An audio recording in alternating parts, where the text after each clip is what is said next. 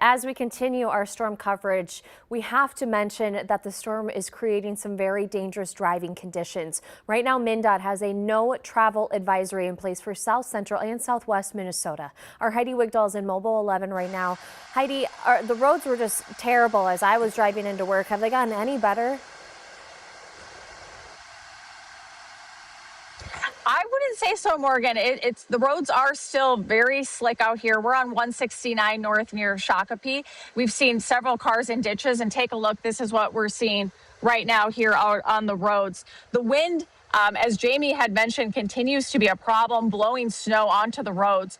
We drove from Golden Valley to Jordan, and it took us more than twice as long to get to Jordan, about 45 minutes. And we noticed conditions get worse once south of Bloomington.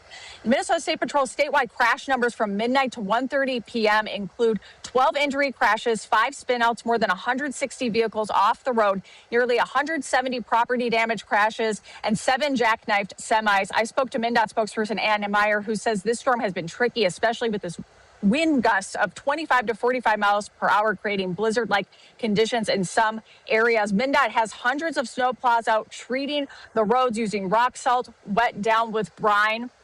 But again, you can expect there to be issues during Monday morning's commute. Morgan. Yeah, all right. You and David, get back here safe. Thanks, Heidi.